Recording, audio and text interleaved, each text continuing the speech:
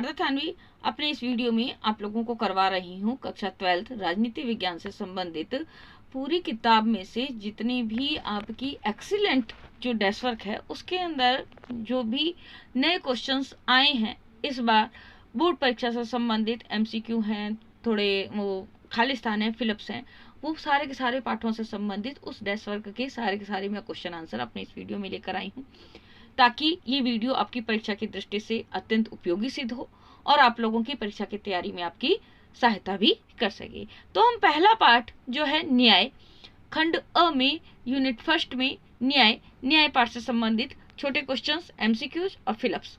देखिए पहला जो क्वेश्चन है, पाश्चात्य राजनीतिक चिंतन में न्याय की व्याख्या सर्वप्रथम किस विचारक ने की थी? तो इसका सही आंसर है बच्चों प्लेटो। वितरणात्मक न्याय की अवधारणा के प्रतिपादक कौन है? अरस्तु।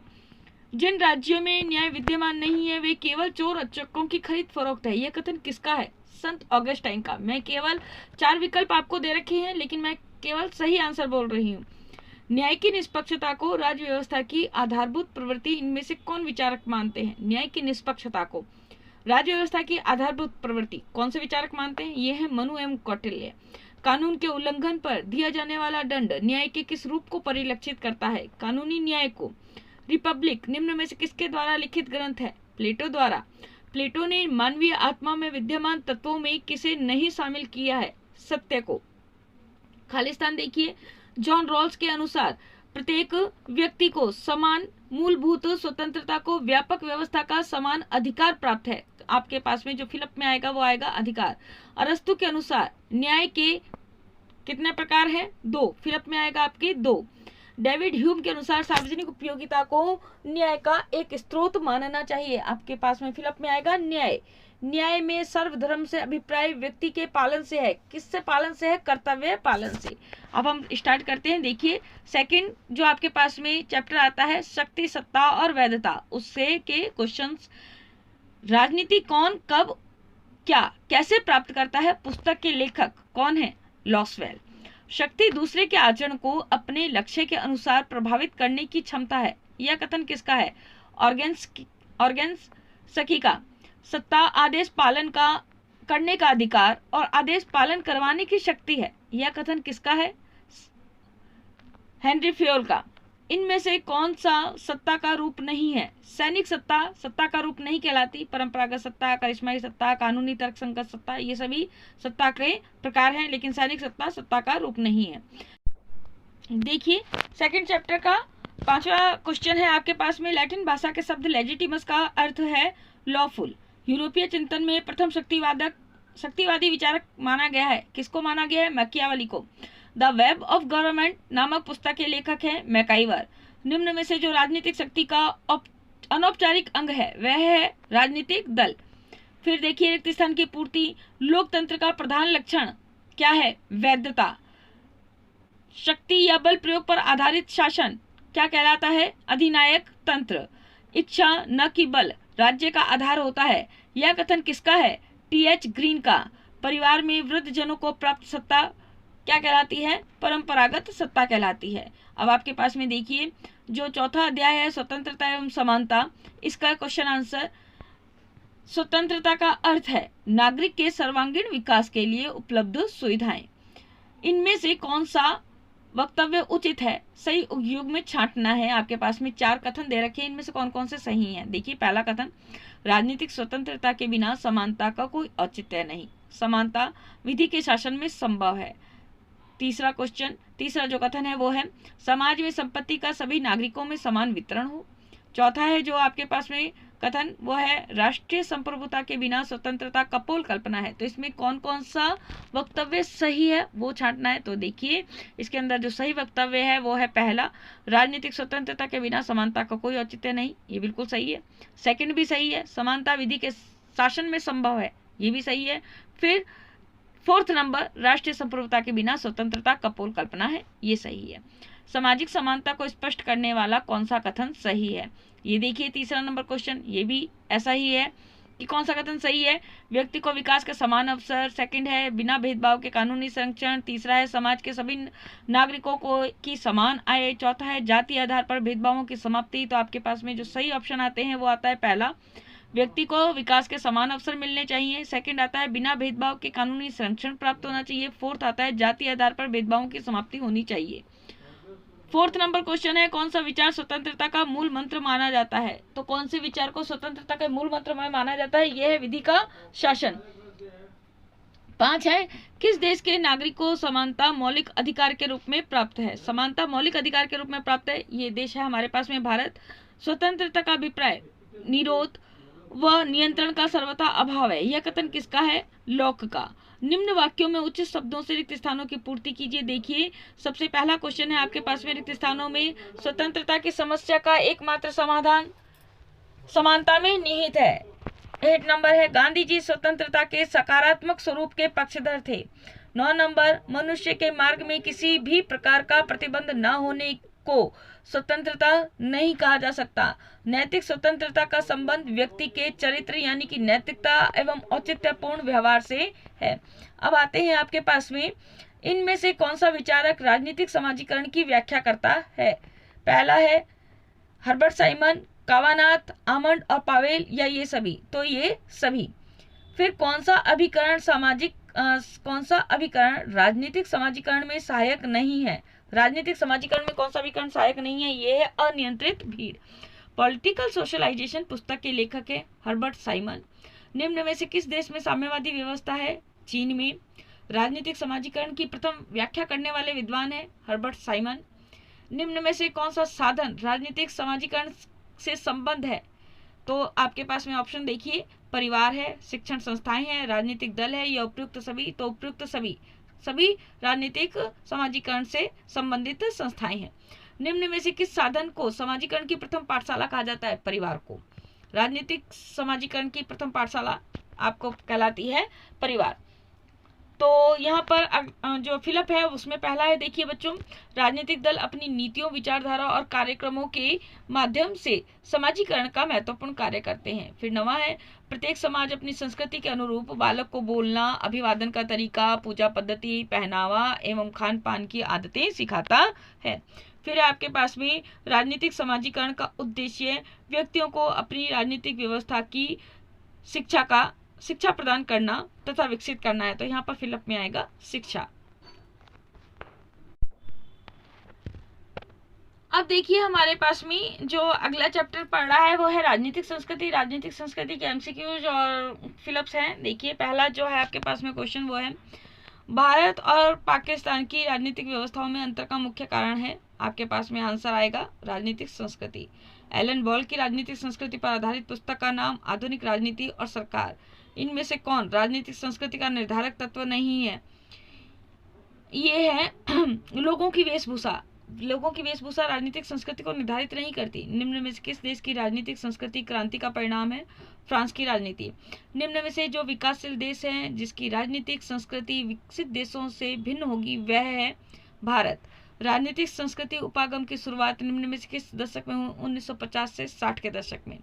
निम्न में से किस राजनीतिक व्यवस्था में विपक्ष और विरोध की संभावना नहीं होती? कौन सी राजनीतिक व्यवस्था है जिसमें विपक्ष भी नहीं होता और विरोध की संभावना भी नहीं होती? वो होती है सर्वाधिकार व्यवस्था। राजनीतिक संस्कृति स्थिर न होकर गतिशील है। ये इसके अंदर आंसर आएगा आपके पास में गतिशील। वर्तमान में धर्म राजनीतिक संस्कृति के निर्माण में महत्वपूर्ण भूमिका निभाता है। धर्म निर्माण में महत्वपूर्ण भूमिका निभाता है। तो यहाँ पर आता है आपके पास में निर्माण। नवीन एवं प्राचीन जीवन मूल्यों में निरंतर संघर्ष भी जारी रहता है। तो यहाँ पर जो आपके पास में खालिस्तान आएगा उसमें आएगा संघर्ष। वाइसमैन ने 3 विशुद्ध राजनीतिक संस्कृतियों का वर्गीकरण किया है। वाइसमैन ने 3 कितनी किया है? 3 विशुद्ध राजनीतिक संस्कृतियों का वर्गीकरण किया है। अगला चैप्टर है हमारे पास में बच्चों राजनीतिक सहभागिता। इसकी जो एमसीक्यूज हैं वो देखिए। राजनीतिक सहभागिता का सूत्रपात किन विचारकों ने किया? व्यवहारवादियों ने किया। इनमें से कौन सा राजनीतिक सहभागिता का औजार नहीं है? देश की सीमा पार करने का प्रयास करना, ये राजनीतिक सहभागिता का औजार नहीं है। प्रशासन गांवों शहरों की और कार्यक्रम राजनीतिक सहभागिता के किस अभिकरण का हिस्सा है? जन सुनवाई। प्रत्याहन का तात्पर्य है क्या है? निर्वाचित प्रतिनिधि को वापस बुलाना। गैर परंपरागत राजनीतिक सहभागिता के उपायों में कौन सा बेमेल है? आत्मघात। भारत में राजनीतिक सहभागिता का कौन सा स्वरूप लगभग संस्थाबद्ध हो चुका है? जन सुनवाई। राजनीतिक सहभागिता के लिए आवश्यक है विवेक संगत उपयोग को सुनिश्चित करना। अब देखिए फिलिप्स में क्वेश्चन है, अपने चुने हुए प्रतिनिधियों को वापस बुलाने का अधिकार कहां पर है? स्विट्जरलैंड में, और इस अधिकार को कहते हैं हम प्रत्याहार। लोकतंत्र की निराली विशेषता उसके नागरिकों को प्राप्त भूमिका में निहित है। सार्वजनिक पद के लिए चुनाव लड़ना कौन सी राजनीतिक सहभागिता है? परंपरागत। सार्वजनिक पद के लिए चुनाव लड़ना परंपरागत नागरिक राजनीतिक सहभागिता है। गैर परंपरागत राजनीतिक राज्य सहभागिता के दो रूपों में एक राष्ट्रीय पर्वों का आयोजन जैसे गणतंत्र दिवस, परेड है। अब देखिए हम चल रहे हैं खंड अ में ही पॉलिटिकल की, जो आपके पास में आरबीएससी के अंतर्गत जो बुक लगा रखी है पॉलिटिकल की, इसके अंदर जो आपकी बुक को दो भागों में विभाजित कर रखा है, खंड अ और खंड ब। खंड अ के हम लास्ट यूनिट में चल रहे हैं, नियोजन एवं विकास नीति आयोग आता है इसमें। देखिए इसके अंदर के एमसीक्यूज में पहला क्वेश्चन है, नीति आयोग का गठन कब हुआ? 1 जनवरी 2015 को। तारीख है 1 जनवरी 2015 नीति आयोग का गठन। नीति आयोग के पदेन अध्यक्ष कौन होते हैं? प्रधानमंत्री। प्लान्ड इकोनॉमी फॉर इंडिया नामक पुस्तक के लेखक थे एम विश्वेश्वरैया। इनमें से कौन नीति आयोग के गवर्निंग काउंसिल के सदस्य हैं? राजस्थान के मुख्यमंत्री। वर्तमान में हमारे देश में नियोजन का कार्य कौन सी संस्था कर रही है? नीति आयोग। फिर रिक्त स्थान की पूर्ति में देखिए, नियोजन के माध्यम से सभी प्रांतों व क्षेत्रों का संतुलित विकास किया जाना ही प्रमुख लक्ष्य है, तो खाली स्थान में आएगा आपके पास में क्षेत्रों। भारत में नियोजन तथा विकास की दशा में प्रथम चरण सन 1934 में किया गया, प्रथम प्रयास था सन 1934 में। फिर नीति आयोग को थिंक टैंक के रूप में काम करता है सरकार के, नीति आयोग सरकार के थिंक टैंक के रूप में काम करता है। अब हमारे पास में इसी यूनिट का सेकंड चैप्टर है, पर्यावरण व प्राकृतिक संसाधन। इसके अंदर देखिए जो पहला एमसीक्यू है आपके पास में बहु वस्तुनिष्ठ प्रश्न, वो है अंतर्राष्ट्रीय ओजोन दिवस मनाया जाता है 16 सितंबर को। विश्व जल दिवस मनाया जाता है 22 मार्च को। जलवायु परिवर्तन पर संयुक्त राष्ट्र संघ जलवायु परिवर्तन सम्मेलन COP21 किस स्थान पर आयोजित किया गया? Paris, France. निम्न में से धात्विक खनिज हैं? जस्ता। विश्नोई में कितने सूत्र समाहित हैं? 29, 29। विश्व के कितने प्रतिशत जल खारे जल के रूप में मिलता है? विश्व में कितने प्रतिशत जल खारे जल के रूप में मिलता है? यह है 97%, 97%। विश्व पर्यावरण दिवस किस दिन मनाया जाता है? 5 जून को। वन महोत्सव मनाया जाता है 28 जुलाई को। जलवायु परिवर्तन पर विश्व स्तर पर सबसे पहला सम्मेलन स्वीडन के स्टॉकहोम में हुआ था। विश्व में 97% जल महासागर व समुद्रों में खारे जल के रूप में है। इस धरती का सबसे अधिक बुद्धिमान प्राणी मनुष्य जाने अनजाने में अपने रहने के स्थान को ही नष्ट करने पर तुला हुआ है। अब आता है आपके पास में तीसरा जो पार्ट, भारत और वैश्वीकरण। इसके अंदर जो पहला है आपके पास में एमसीक्यू वो है, वैश्वीकरण के संबंध में कौन सा कथन सत्य नहीं है? इसकी शुरुआत 1960 में हुई है, ये कथन सही नहीं है। वैश्वीकरण की शुरुआत की ये डेट सही नहीं। वैश्वीकरण के प्रभाव के बारे में कौन सा कथन सही है? वैश्वीकरण से अनिवार्यता सांस्कृतिक समरूपता आती है, ये कथन बिल्कुल सही है। वैश्वीकरण के कारणों के बारे में कौन सा कथन सही है? इसका एकमात्र कारण आर्थिक धरातल पर पारस्परिक निर्भरता है, ये बिल्कुल सही। वैश्वीकरण के बारे में कौन सा कथन सही है? तो हमारे पास में 4 कथन दे रखे, उनमें से एक सही है, वो है वैश्वीकरण का संबंध विश्वव्यापी पारस्परिक जुड़ाव से भी है। वैश्वीकरण के अंदर के देखिए फिलिप्स, 5वां जो है आपके पास में क्वेश्चन वो फिलिप के रूप में है। विश्व के एक हिस्से में घटने वाली घटना का प्रभाव आएगा फिलिप में, प्रभाव पूरी दुनिया पर पड़ता है। 6वां क्वेश्चन है वो है, अब अंतरराष्ट्रीय समुदाय अपनी नियंत्रित नीतियों के स्थान पर व्यापार में खुलेपन को प्रोत्साहन दे रहे हैं। 7 नंबर क्वेश्चन, आज हर देश वैश्वीकरण से लाभान्वित हो रहा है। 8 नंबर क्वेश्चन, हर एक विशिष्ट समूह द्वारा सूचना माध्यमों पर आधिपत्य स्थापित करना अलोकतांत्रिक है। वैश्वीकरण का सर्वाधिक प्रभाव आर्थिक क्षेत्र पर हुआ। फिर आता है आपके पास में जो लास्ट है नव सामाजिक आंदोलन। इसके क्वेश्चंस देखिए, भारत में सुधारवादी आंदोलन का एक उदाहरण है बेटी बचाओ आंदोलन। फिर इनमें से कौन कृषक अधिकार आंदोलन से संबंधित नहीं है? वो है प्रजामंडल आंदोलन। प्रजामंडल आंदोलन कृषक अधिकार आंदोलन से संबंधित नहीं है। नवीन सामाजिक आंदोलनों की शुरुआत कब हुई? 1960 के दशक में। निम्न में से कौन सा संगठन श्रमिक आंदोलन से संबंधित है? वो है स्वदेशी जागरण मंच।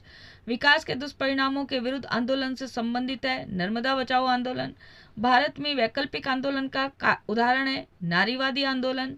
फिर रिक्त स्थानों की पूर्ति है जो हमारे पास में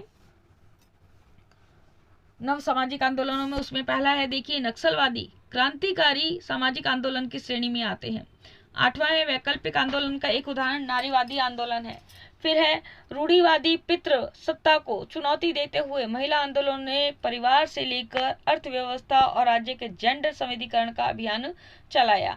ये आ जाता है आपके पास में महिला आंदोलन। इसके अंदर का जो फिलअप है वो है महिला आंदोलन।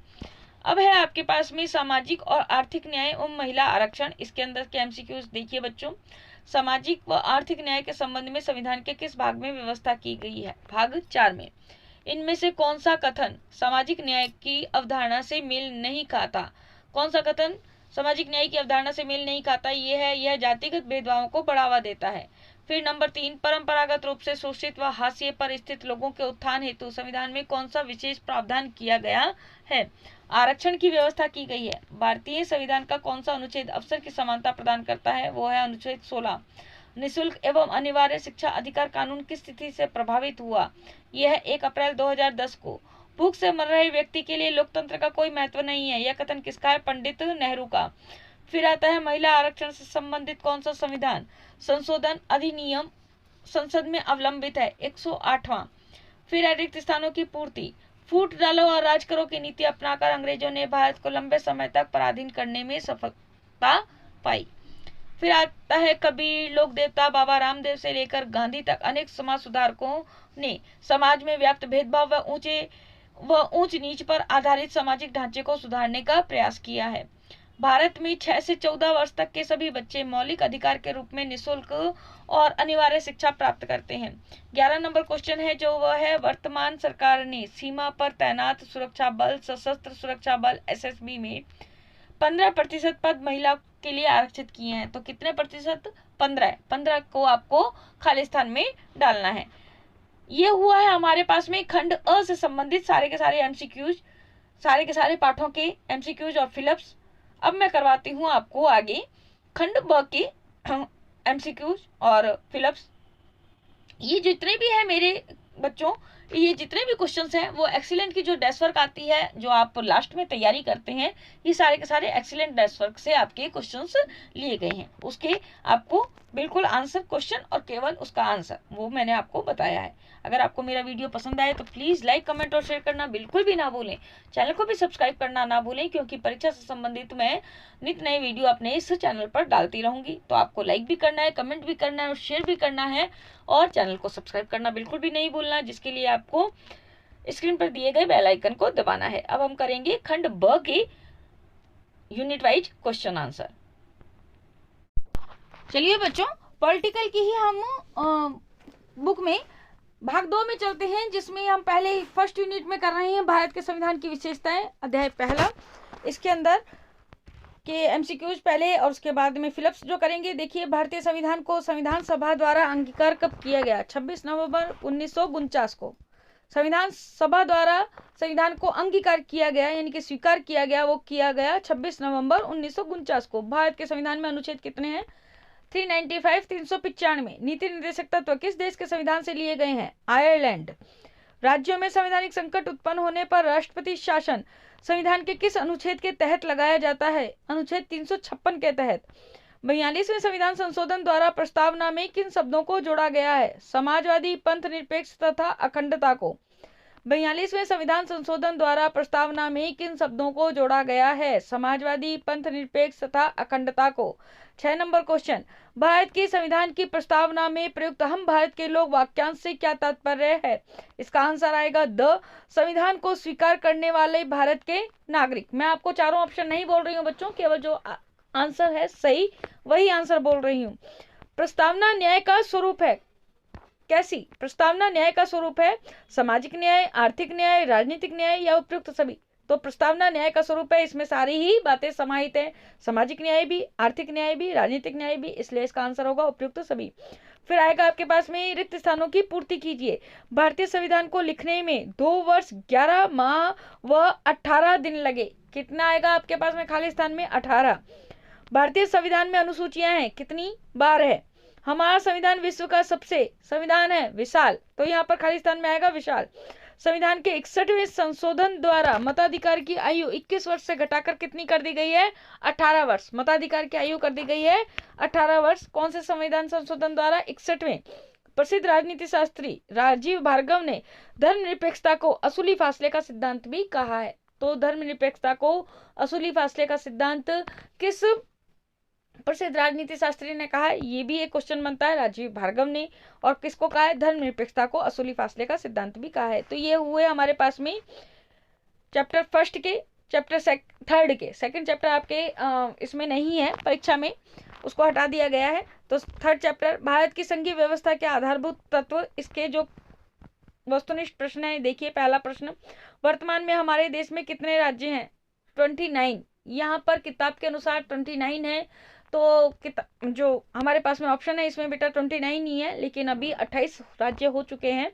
तो यहाँ पर ऑप्शन लेकिन 29 है। अगर 29 आता है तो 29, अगर 28 आता है तो आपको 28 लिखना है। ये बात जरूर पेपर में ध्यान रखनी है। संघ सूची के विषयों पर कानून बनाने का अधिकार है केंद्र सरकार को। संविधान का कौन सा उपबंध आपातकाल की व्यवस्था देता है? 356। ऐसे आपातकाल की व्यवस्था बेटा 3 देते हैं, 352 देता है, 356 देता है और 360 देता है। ये तीनों ही आपातकाल के उपबंध है। लेकिन यहाँ पर देखिए आपके पास में तीनों ही उपबंधों में जो 4 ऑप्शन दे रखे हैं आपके पास में, यहाँ पर इन तीनों उपबंधों में से केवल 356 दे रखा है, तो यहाँ पर केवल 356 आंसर आएगा। भारतीय संघीय व्यवस्था का प्रमुख तत्व है शासन शक्तियों का स्पष्ट विभाजन, निष्पक्ष व स्वतंत्र न्यायपालिका, एकल नागरिकता, उपयुक्त सभी। भारतीय संघीय व्यवस्था के प्रमुख तत्व हैं यानी कि विशेषता ये तीनों ही हैं, तो ये उपयुक्त सभी आएगा। संघीय सूची में कितने विषय हैं? 97। मैं रिसेंट में भी बता देती हूँ, आपके संघीय सूची में 101 विषय हैं।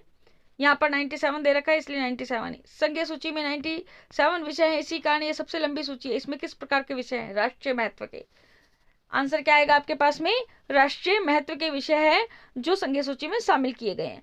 कितने विषयों पर केंद्र तथा राज्य दोनों कानून बना सकता है? 47 यानी कि 47 विषय हैं जो समवर्ती सूची में शामिल किए गए हैं। वो कितने हैं? 47। अभी ये भी विषय चेंज हो चुके हैं, 47 विषय नहीं है, यहाँ पर भी शायद 51 विषय आ चुके हैं।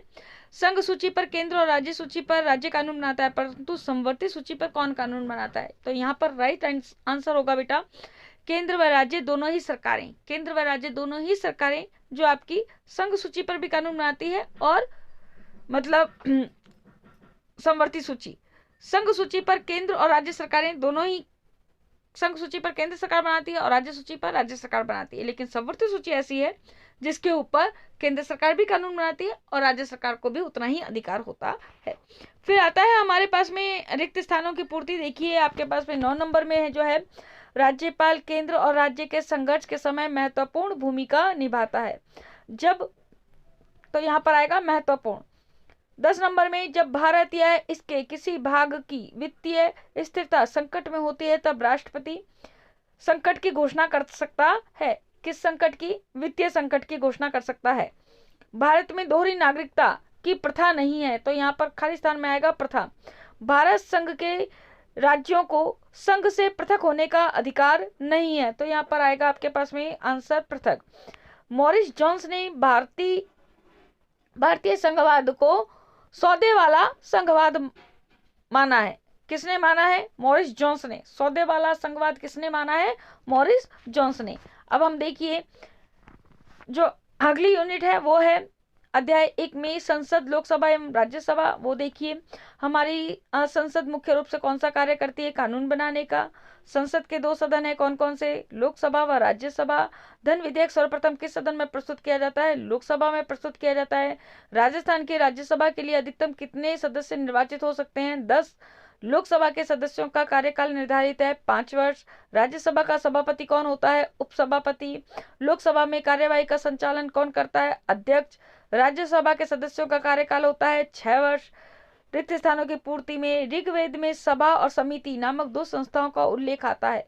समिति को आधुनिक लोकसभा के समान माना जा सकता है। समिति जो कही जाती है सभा में, ऋग्वेद में सभा और समिति दो आते हैं, तो सभा को कह सकते हैं हम राज्यसभा और समिति को हम कह सकते हैं लोकसभा। अब अगला जो फिलअप है देखिए 10 नंबर, कोई पागल व दिवालिया व्यक्ति संसद का सदस्य नहीं हो सकता। फिर 11 नंबर जो क्वेश्चन है आपके पास में, संसद का मानसून सत्र कब तक चलता है? तो जुलाई से सितंबर तक मानसून सत्र चलता है। जुलाई, अगस्त और सितंबर, जुलाई और सितंबर, जुलाई से सितंबर तक चलता है। राज्यसभा एक स्थायी सदन है, जो आपके पास में फिलअप में है बच्चों, वो है स्थायी सदन जो कभी भंग नहीं होता। संसद के दोनों सदनों की संयुक्त बैठक की अध्यक्षता कौन करता है, किसके द्वारा की जाती है? ये है आपके पास में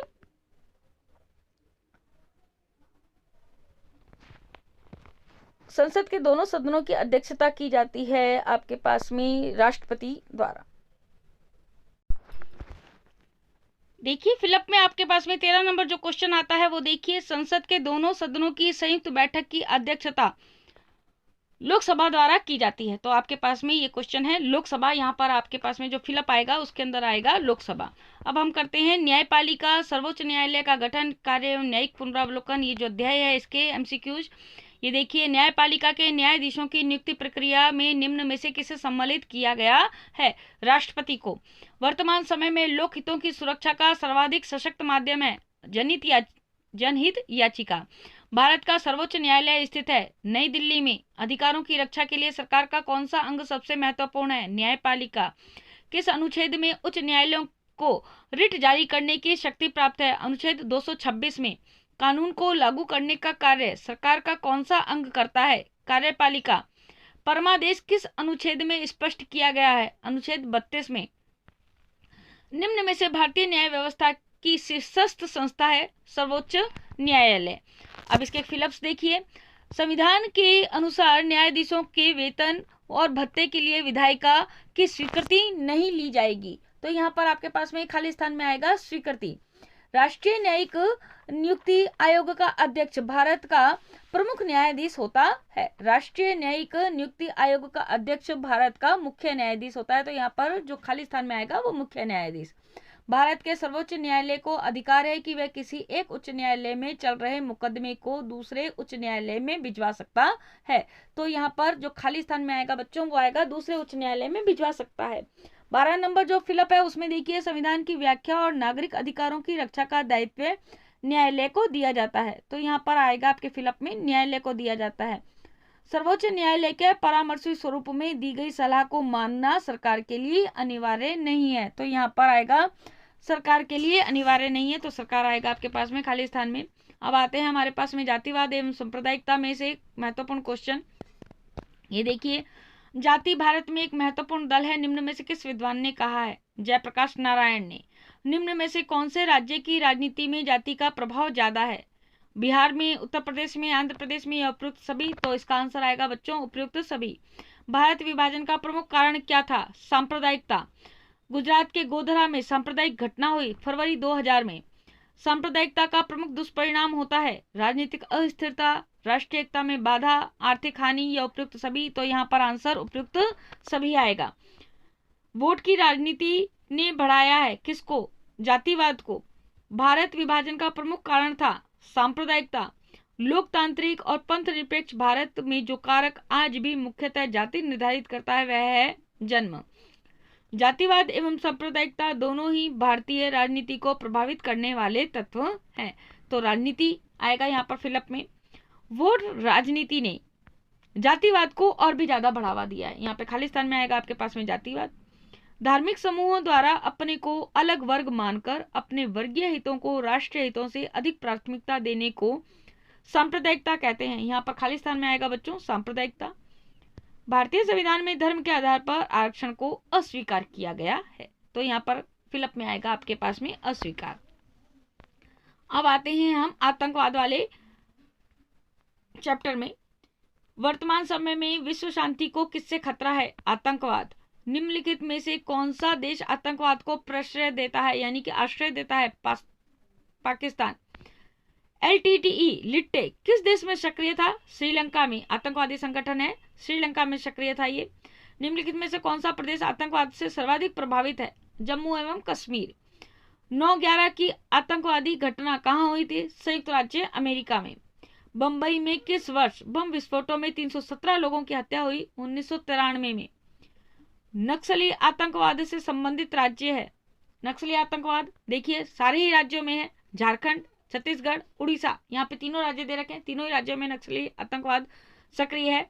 तो यहाँ पर यह है उपयुक्त सभी।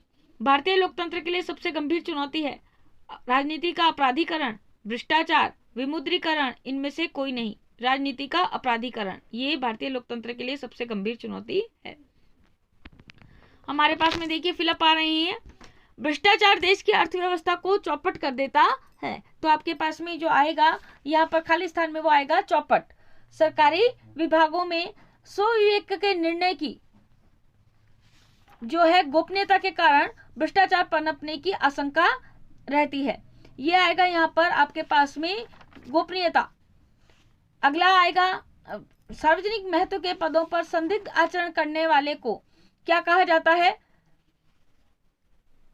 पद स्थापित नहीं किया जाना चाहिए। सार्वजनिक महत्व के पदों पर संदिग्ध आचरण करने वाले को पद स्थापित नहीं किया जाना चाहिए। पद स्थापित मतलब उसको वहां पर जो नौकरी है वो नहीं देनी चाहिए। आतंकवाद मूलतः मानवता के विरुद्ध अपराध है। ये आएगा आतंकवाद मूलतः मानवता के विरुद्ध अपराध है, तो यहाँ पर आएगा विरुद्ध। अत्यधिक मीडिया कवरेज से आतंकवाद फलता फूलता है। ज्यादा अगर मीडिया कवरेज मिलती है किसी भी घटना को तो उससे आतंकवाद बहुत ज्यादा फलता फूलता है। अब हम कर रहे हैं गठबंधन की राजनीति से संबंधित MCQs जो क्वेश्चंस हैं। देखिए पहला क्वेश्चन, देश के प्रथम 3 आम चुनावों में जिस दल का वर्चस्व रहा वह था भारतीय राष्ट्रीय कांग्रेस। कौन से आम चुनाव के बाद गठबंधन की राजनीति का प्रारंभ हुआ? 1977 ईस्वी। जनता पार्टी का गठन हुआ कब? 1977 में। अगला क्वेश्चन, डॉक्टर मनमोहन की गठबंधन सरकार जिस गठबंधन की थी वह है संयुक्त प्रगतिशील गठबंधन। 5वां क्वेश्चन, राजनीतिक दलों की दृष्टि से भारत में जो दलीय व्यवस्था है वह है बहुदलीय व्यवस्था। किस स्थिति में सरकार चलना असंभव होता है? बिना बहुमत के। 16वीं लोकसभा में चुनाव किस वर्ष हुए थे? 2014 में। 13वीं लोकसभा के चुनाव के बाद भी भारतीय जनता पार्टी के नेता अटल बिहारी वाजपेयी के नेतृत्व में गठबंधन की सरकार बनी। वर्तमान में भारतीय राजनीति में राजनीतिक दलों की 3 उपधाराएं हैं। अगला क्वेश्चन, HD देवेगौड़ा के स्थान पर इंद्र कुमार गुजराल प्रधानमंत्री बने। HD देवेगौड़ा के स्थान पर इंद्र कुमार गुजराल, तो यहाँ पर खाली स्थान में इंद्र कुमार गुजराल आएगा। कांग्रेस से मतभेद होने के कारण चंद्रशेखर सरकार को कुछ ही महीनों में त्यागपत्र देना पड़ा। तो कांग्रेस से मतभेद होने के कारण से चंद्रशेखर सरकार को कुछ ही महीनों में त्यागपत्र देना पड़ा। यहाँ पे फिलअप में आपके पास में आएगा त्यागपत्र।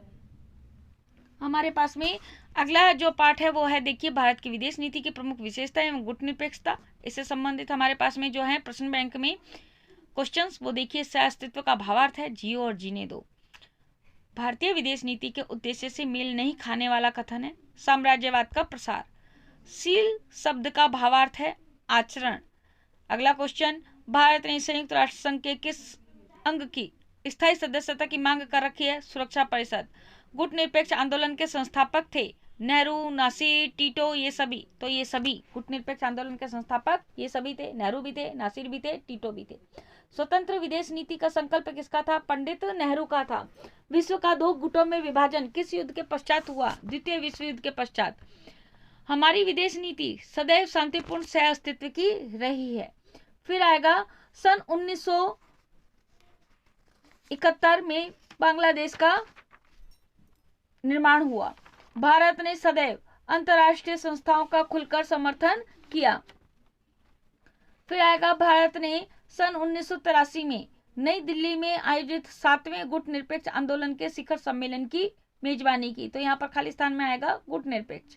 भारत की वर्तमान विदेश नीति आतंकवाद के प्रति जीरो टॉलरेंस की नीति का अनुसरण करेगी। भारत की वर्तमान विदेश नीति है वो आतंकवाद के प्रति जीरो टॉलरेंस मतलब उससे बिल्कुल भी समझौता नहीं किया जाएगा, आतंकवाद से इस नीति का अनुसरण करेगी।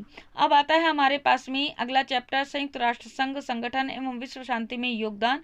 इससे संबंधित जो हमारे पास में बहुविकल्पी प्रश्न आएंगे वो देखिए। संयुक्त राष्ट्र संघ के संस्थापक सदस्यों की संख्या थी 51। इनमें से कौन सा राष्ट्र सुरक्षा परिषद का स्थायी सदस्य है? फ्रांस। शिक्षा व संस्कृतियों के प्रसार हेतु संयुक्त राष्ट्र संघ की एजेंसी है यूनेस्को। अंतर्राष्ट्रीय न्यायालय में वर्तमान में भारत के कौन न्यायाधीश चुने गए हैं? जस्टिस दलबीर भंडारी। संयुक्त राष्ट्र संघ की शीर्ष संस्था है महासभा। महासभा के कितने उपाध्यक्ष होते हैं? 17। महासभा की बैठक प्रतिवर्ष किस माह में नियमित रूप से होती है? सितंबर में। संयुक्त राष्ट्र संघ की कार्यकारिणी किसे कहा जाता है? सुरक्षा परिषद को। रिक्त स्थानों की पूर्ति देखिए। संयुक्त राष्ट्र के चार्टर में 111 अनुच्छेद हैं। संयुक्त राष्ट्र के उद्देश्यों में से एक है विश्व को युद्ध की विभीषिका से बचाना। महासभा के 17 उपाध्यक्ष होते हैं। महासभा के कितने होते हैं? 17 उपाध्यक्ष होते हैं। यदि महासभा निर्देशी अंग है तो सुरक्षा परिषद राष्ट्र संघ का निर्णय क्रियान्वयन विभाग है, यानी कि सुरक्षा परिषद से सारे के सारे ही निर्णय सुरक्षा परिषद द्वारा लिए जाते हैं। सुरक्षा परिषद में सदस्यता प्रदान करते समय महासभा अंतर्राष्ट्रीय शांति तथा सुरक्षा में उस राष्ट्र के योगदान को भी ध्यान में रखती है। तो यहाँ पे खाली स्थान में आपके आएगा अंतर्राष्ट्रीय शांति तथा सुरक्षा, अंतर्राष्ट्रीय आएगा यहाँ पर खाली स्थान में। तो ये होते हैं बच्चों हमारे पास में सारे के सारे एमसीक्यूज और जो आपके पास में फिलअप्स प्रश्न बैंक से संबंधित। अगर आपको मेरा वीडियो पसंद आता है तो प्लीज़ लाइक, कमेंट और शेयर करना ना भूलें। चैनल को भी सब्सक्राइब करना ना भूलें, क्योंकि आने वाले कुछ ही समय में मैं आपकी बोर्ड से संबंधित बहुत से सब्जेक्ट हैं, जिसमें आपके पास में राजनीति है, एक और है होम साइंस। इससे संबंधित में भी मैं आपको वीडियो समय समय पर जानकारी देती रहूँगी, जो आपकी आने वाली बोर्ड परीक्षा है 2021 से। तो आपको इसके लिए मेरे चैनल को सब्सक्राइब करना भी बहुत ज़रूरी है और वीडियो को पूरा देखना भी बहुत ज़रूरी है, ताकि आपको अपनी परीक्षा से संबंधित पूरी जानकारी आपको मिल सके। आज के लिए धन्यवाद और नमस्कार।